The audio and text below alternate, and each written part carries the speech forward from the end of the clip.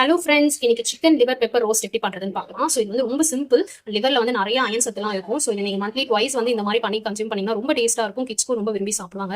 So இது பேசிக்காவே வந்து இந்த ஈரல வந்து கவுச்சு வாடை அடிக்கிறதுனால நிறைய பேர் சாப்பிட மாட்டாங்க. பட் நீங்க இந்த மெத்தட்ல ட்ரை பண்ணீங்கன்னா சூப்பரா இருக்கும் அண்ட் ரொம்ப டேஸ்டாவும் இருக்கும். இந்த கவுச்சு வாடை எதுவுமே வராது. அண்ட் இது வந்து பிக்கா வந்து நான் வீட்டில் இருக்க மசாலா வச்சு தான் ட்ரை பண்ணிட்டு இதுவும் வந்து மசாலாலாம் அரைச்சுலாம் போடல. ஸோ இது எப்படி பண்றதுன்னு பார்க்கலாம். இது பிகினர்ஸ் கூட ஈஸியாக ட்ரை பண்ணிடலாம். ஸோ இது எப்படி பண்றதுன்னு பார்க்கலாம் வாங்க.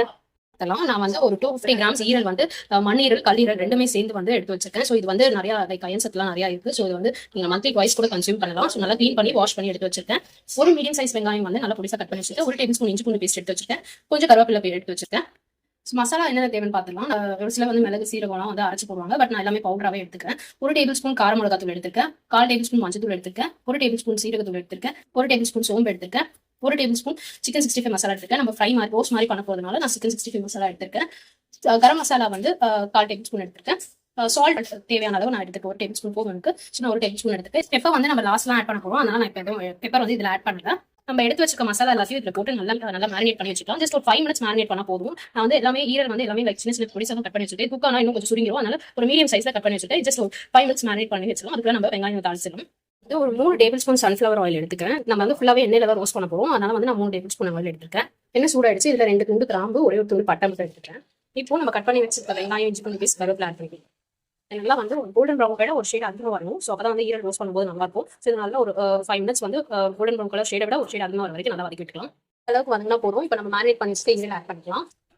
நல்லா ஒரு தடவை கலர் எடுத்து எல்லாமே நல்லா மிக்ஸ் ஆகிடும். ஒரு டேபிள் ஸ்பூன் குழம்பு மிளகாத்தூள் ஆட் பண்ணிக்கிறேன். இதை நல்லா கலரி விட்டு போக எல்லாமே நல்லா மசாலாவோட கோட் ஆகணும். ஸோ நல்லா கோட் ஆனதுக்கப்புறம் இது ஃபுல்லாவே இதுக்கப்புறம் நம்ம லோ ஃப்ளேம்ல குக் பண்ணணும். ஈரல் வந்து ரொம்ப சீக்கிரமா குக் ஆயிடும். அதே மாதிரி கல்லீரல் போட்டுக்கும், அதுவும் சீக்கிரமா தான் குக் ஆகும். பட் அது லைக் மண்ணீரலை விட கல்லீரல் வந்து கொஞ்சம் டைம் எடுக்கும் குக் ஆக. பட் வந்து நம்ம ரெண்டுமே ஈக்குவலா குக் ஆகிற வரைக்கும் லோ ஃப்ளேம்ல வச்சு குக் பண்ணிக்கலாம். ஃபர்ஸ்ட் வந்து ஒரு 5 மினிட்ஸ் லோ ஃப்ளேம்ல வச்சு க்ளோஸ் பண்ணி குக் பண்ணி எடுத்துக்கலாம். ஏன்னா வந்து இஞ்சி பூண்டு பேஸ்ட்லாம் போடுறதுனால அடி பிடிக்கும். அதனால வந்து ஒரு 5 மினிட்ஸ் வந்து லோ ஃப்ளேம்ல க்ளோஸ் பண்ணி வச்சுட்டு திரும்பி எடுத்து கலரி திரும்பி க்ளோஸ் பண்ணிக்கலாம். சைட்ஸ் ஓப்பன் பண்ணி பார்த்துலாம்.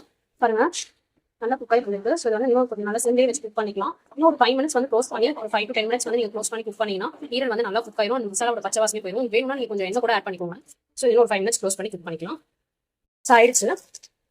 பாருங்க ஈரல்லாம் நல்லா குக் ஆகி வந்துச்சு. இந்த ஸ்டேஜ்ல ஒரு டேபிள் ஸ்பூன் பெப்பர் மட்டும் மேலே தூவி விட்டு இதை நல்லா எடுத்துக்கோங்க. இது வந்து க்ளோஸ் பண்ணி குக் பண்ணுறதுக்கு இன்னொரு ஈரல் என்னன்னா வந்து ஆக்சுவலி ஈரல் வந்து நம்ம வெண்ணையிலே ரோஸ்ட் பண்ணும்போது வெடிக்கும். ஸோ க்ளோஸ் பண்ணி குக் பண்ணீங்கன்னா கொஞ்சம் சேஃபா குக் பண்ணலாம்.